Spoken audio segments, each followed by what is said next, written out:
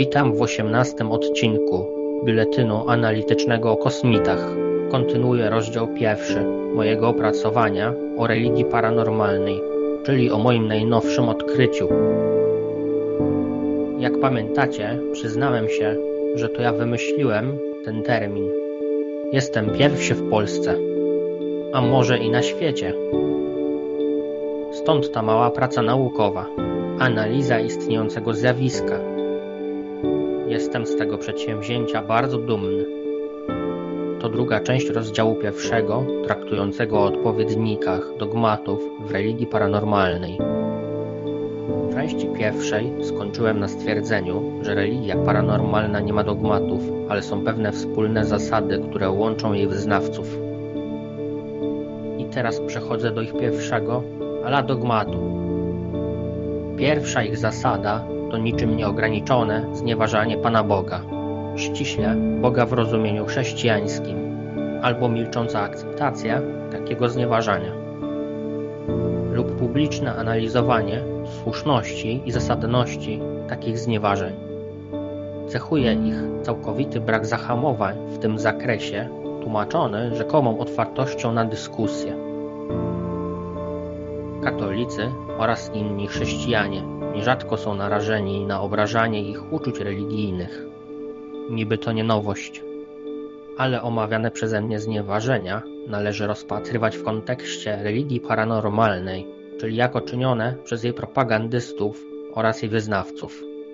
A więc słuchając tych zniewag, nie można zapominać, że to oni je czynią.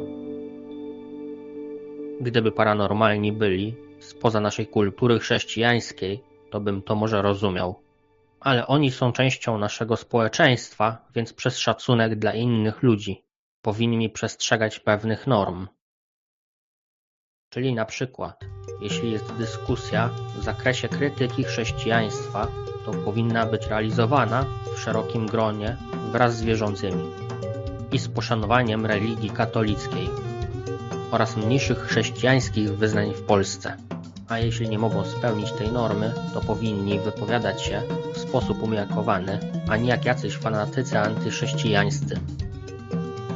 Przejdźmy do samego gęstego. Bardzo wrażliwi słuchacze mogą przeskoczyć do połowy nagrania, bo teraz będzie o bluźnierstwach. Spójrzmy, co oni takiego wymyślają, ci paranormalni bluźniercy. Ano, na przykład, że Bóg Jahwe miał żonę, albo że wymyślono Trójcę Świętą, bo łatwiej taką wiarę kontrolować niż wiarę w wiele bóstw. Kolejna zniewaga to, że Bóg chrześcijański nie był Bogiem, ale postacią z krwi i kości, czyli istotą fizyczną. Wielu mówi o Panu Bogu, że facet. Ktoś inny mówi na Pana Boga, dziadek, a jeszcze inny, że to podejrzana istota, że jest zazdrosny i złośliwy. Jeden paranormalny to już takie nikczemności wypowiadał o Panu Bogu, że nawet ich tu nie przytoczę, aby nie szerzyć zgorszenia. Najlżejszym określeniem z jego ust było to, że Pan Bóg nie jest Bogiem, ale bankierem, który trzyma w banku nasze akta, ocenia uczynki i na koniec wystawia nam rachunek, czy jesteśmy coś winni i gdzie lądujemy. Czy w niebie, czy w czyśćcu, czy w piekle. Ale on sam mówi ze śmiechem, że trafi do piekła, a nawet żartuje, że nadaje audycję z piekła. Powszechne jest też u nich twierdzenie, że Pan Bóg został wymyślony, że to było jedno z bóstw lokalnych, które z czasem ludzie przekształcili w monoteistycznego Boga. Inny, bardzo niegrzeczny, paranormalny bluźnierca znieważa Boga, sugerując, że Bóg jest kosmitą. Następny paranormalny mówi, że Jahwe to kosmita typu Anunnaki z planety Nibiru, który chciał kontrolować sytuację na Ziemi. Kolejny pakiet zniewag Pana Boga dotyczy Syna Bożego, czyli Jezusa Chrystusa, a więc mówią, że Jezus miał żonę lub kwestionują Jego zmartwychwstanie. Jak tonący brzytwi się nawet chwyta, tak oni popierają każdą istniejącą hipotezę, która neguje zmartwychwstanie Jezusa Chrystusa. To to jest jakieś szaleństwo. Nie wierzą w zmartwychwstanie, bo ono jest według nich sprzeczne z ziemskimi realiami, a więc szukają jego ciała. Taką mają misję paranormalni biedacy, a raczej mają taką obsesję. Wypatrują na całym świecie ciała Jezusa Chrystusa, chwytając się każdej antychrześcijańskiej koncepcji. Poszukują jego ciała w Indiach, Japonii, Europie. A nawet, o zgrozo, twierdzą, że znalezienie ciała Jezusa Chrystusa byłoby korzystne dla chrześcijan, bo by mieli dowód jego istnienia. A nie patrzą na to, że taka koncepcja to znieważenie Pana Boga i zaprzeczenie chrześcijaństwu. A raczej udają, że nie patrzą, bo raczej specjalnie nas prowokują. Widzimy, że paranormalni to tragiczny przypadek obsesji antychrześcijańskiej. Kolejny przykład. Wymyślają, że ciało Jezusa Chrystusa zapadło się gdzieś pod ziemię w wyniku trzęsienia ziemi.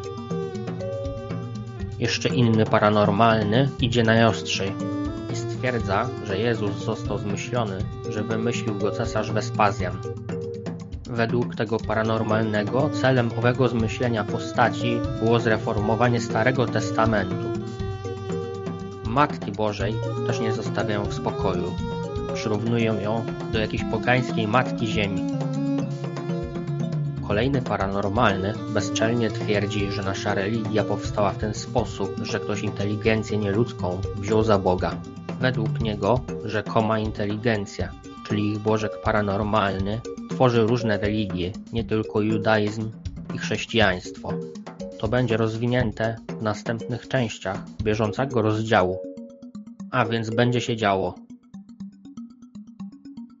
Na wierzch wychodzi też nieustająco całkowite niezrozumienie przez nich naszej religii katolickiej. Jeden z propagandystów paranormalnej religii opowiada brednie, że Kościół katolicki by odpowiednio nagiął naszą religię pod kosmitów, gdyby to oni by mieli stać za naszą religią. Większej bzdury dawno nie słyszałem.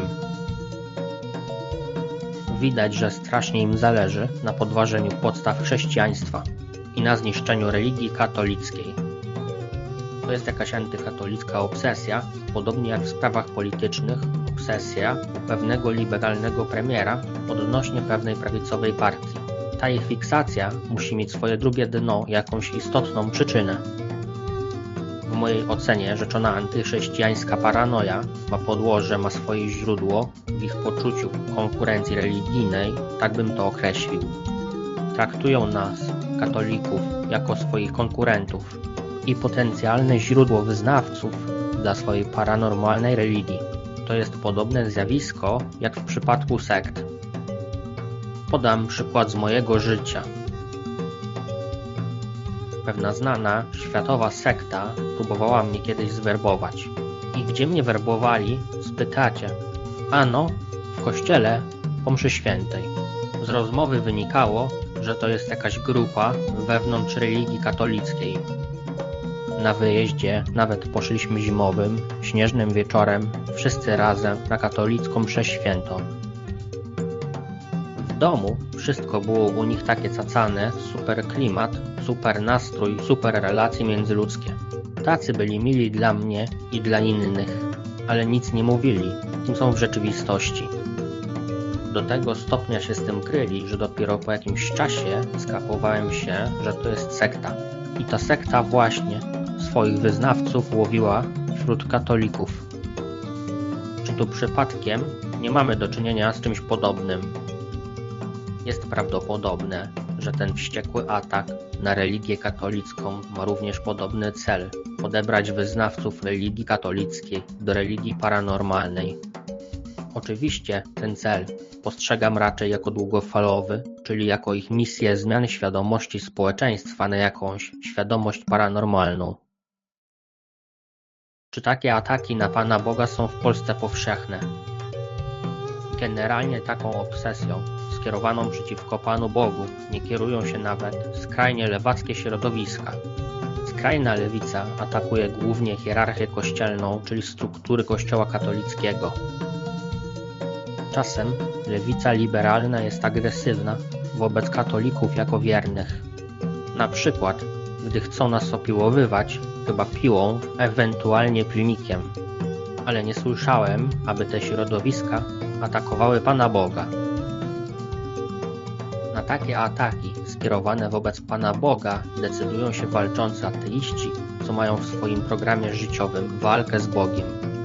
A więc ci paranormalni zachowują się jak wojujący ateiści, jak ateistyczne ekstrema. Ale wróćmy do ich ataków na chrześcijaństwo i religię katolicką. To jest ich jakaś chora zazdrość wobec nas, katolików, czy wobec chrześcijan.